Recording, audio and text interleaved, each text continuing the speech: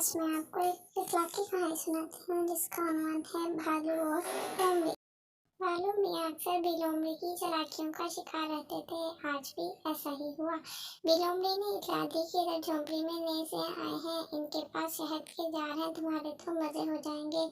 वो बेचारा लालच में इस तरफ निकल गया जिस तरफ का लोमड़ी ने बताया था, लेकिन कुछ दूर जाकर इससे अंदाजा हुआ कि वो फिर इसकी चाल में आ गया है, क्योंकि दूर तक किसी झोंपड़ी का नामो निशान तक न था। इसके पाँव भी जख्मी हो गए क्योंकि रास्ते में कांटे थे।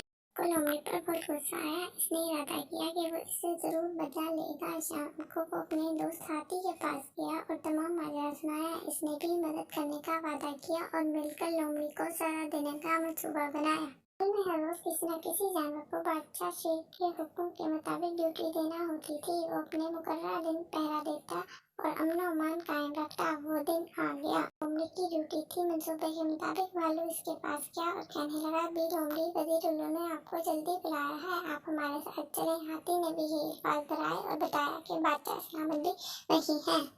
आज ड्यूटी है, मैं कैसे अपनी जगह छोड़कर जाऊं? भालू ने कहा, आपकी मर्जी, हमारा फर्ज था आपको बताना। अब आप जाने और बादशाह सलामत। ये कहकर वो दोनों चलने लगे कि वो भी कुछ सोचकर इनके साथ चल पड़ी। बादशाह का शाही घर काफी फासले पर था। वो पीछे जा रहे थे कि इतने में भालू को अपने बच्चे की आवाज आई और वो भी आने का कहकर चला गया।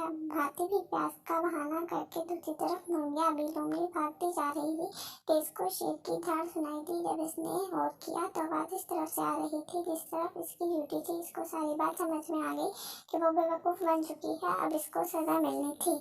पहले कि कोई इसे बुलाने आता, वो खुद ही बादशाह के सामने पेश हो गई। अब इसकी कोई चालाकी काम नहीं आदमी थी वो, और ना इसकी बात का यकीन आना था। बादशाह शेर ने इसकी लापरवाही पर इसको सख्त अल्फाज में डांटा और सजा तजवीज़ की कि अब इसको पूरा 1 महीना ड्यूटी देना होगी। सुनकर भी लोमड़ी के होश उड़ गए। बादशाह के जाने के बाद भालू और हाथी दरख्त के पीछे से सामने आए और यकजुबान होकर बोले, अब मजा आया। दूसरों को तंग करने का अंजाम कितना